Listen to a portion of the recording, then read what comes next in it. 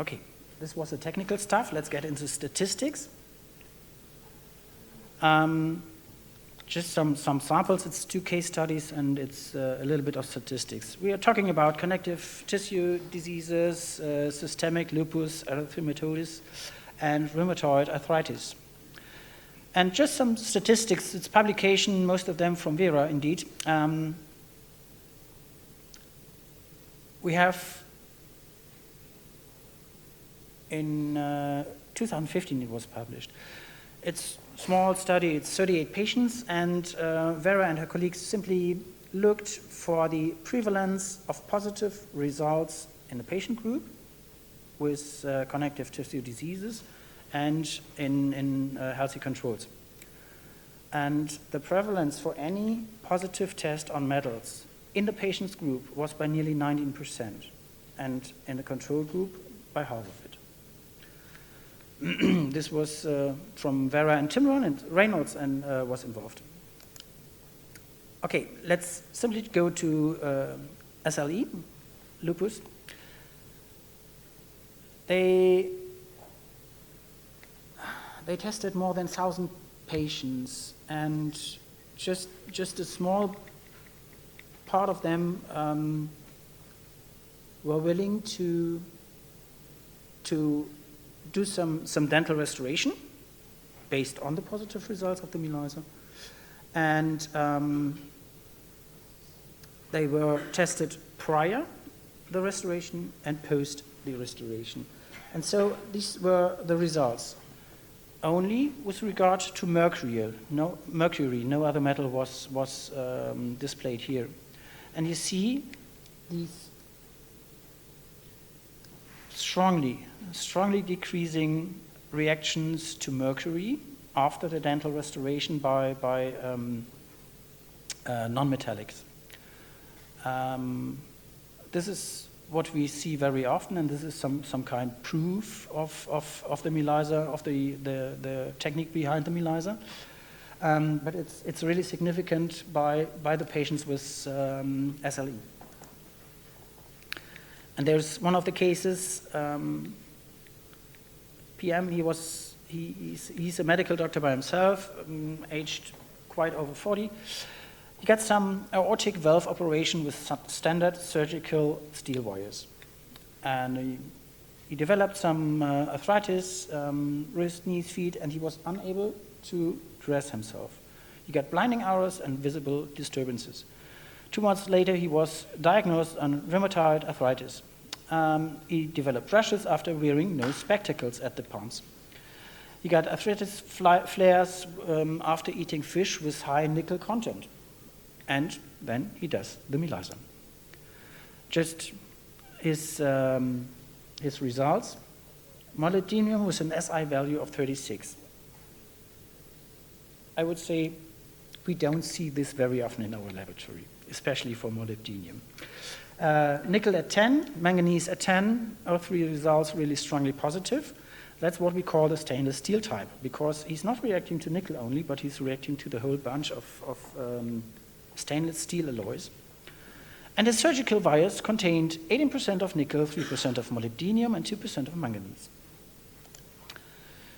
So the chest wires were removed. Of course, his surgeon was claiming no, there is no link between the symptoms and the wires. After 3 months, he returned to gym, not fully recovered, but massive improvement. 1.5 years later, he stopped taking methotrexate and adopted a low nickel diet. And after a short time, he was completely symptom-free, and finally the surgeon added nickel allergy to his notes. Okay, let's come to chronic fatigue and fibromyalgia. The most frequent positive tested allergens. This data is based on more than 3,600 patients, and it was done, thank you. It was done in 3 different laboratories in Europe, and not very surprisingly, nickel is the most frequent positive tested metal. Palladium, gold are some. Gold is always claimed it's non-allergic. Seems same way as the titanium is. Inorganic mackerel, phenylmercury was a surprise to me because we don't see this very often. Maybe it's because it's not so distributed in dentistry anymore. And you see the prevalence of positive testings in CFS, and you see the positive testing of control sample. This is highly significant. Data is based on 111 patients and 160 controls. It was published by Vera in 1999. And somehow surprisingly, titanium. Remember Mayo Clinic?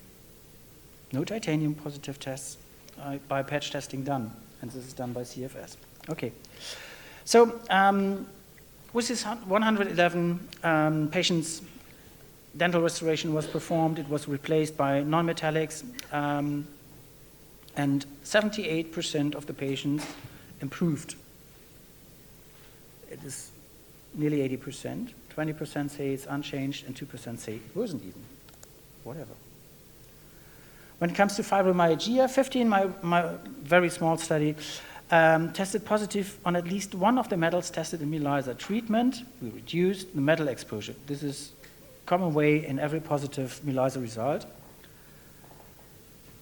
An objective examination after 5 years, half of the patients no longer fulfilled fibromyalgia diagnosis. 20 have improved, and remaining 13 had still symptoms. But all patients reported subjective health improvement, fibromyalgia. A follow-up after 20 years, they are still healthy.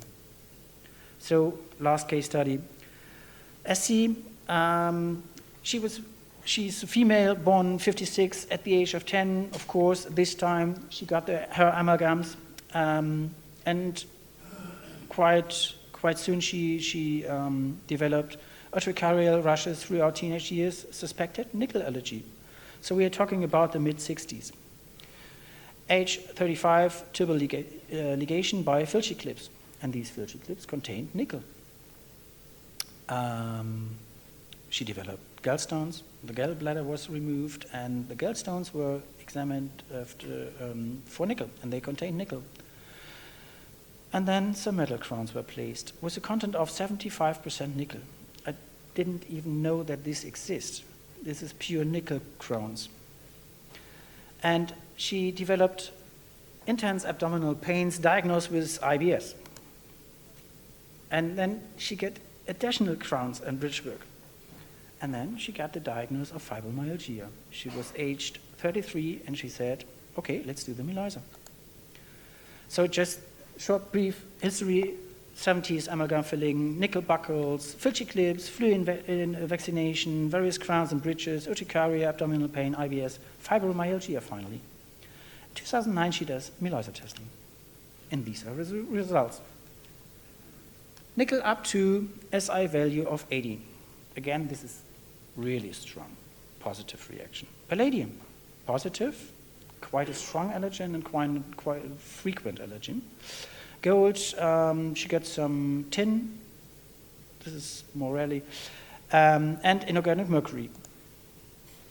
In 2009, 2009, tubal clips were removed, dental work was replaced by composites and zirconia, was in until 2010, and August 2010, these are very few months later, dramatic health improvement, no IBS symptoms, no fibromyalgia symptoms, just weeks after restoration.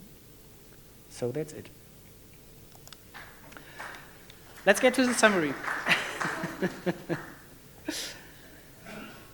It's, just to cut it down, it's worth considering a metal allergy, and it's worth considering a MELISA test. Patients present with chronic illness and multiple symptoms should consider metal allergy as a factor. We don't claim that it's a trigger of every disease. Identifying inflammatory triggers by MELISA, reducing burden, will improve treatment outcomes. And additionally, MELISA can establish allergy to a wide range of metals. It's cements, composites, molds. We also tested foods. Quite successful, but we never got in routine with it.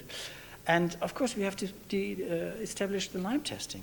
And we go further, and we develop different, more antigens. Glyphosate is one of the main topics for us.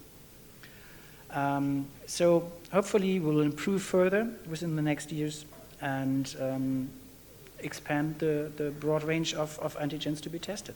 So that's it. Thank you very much.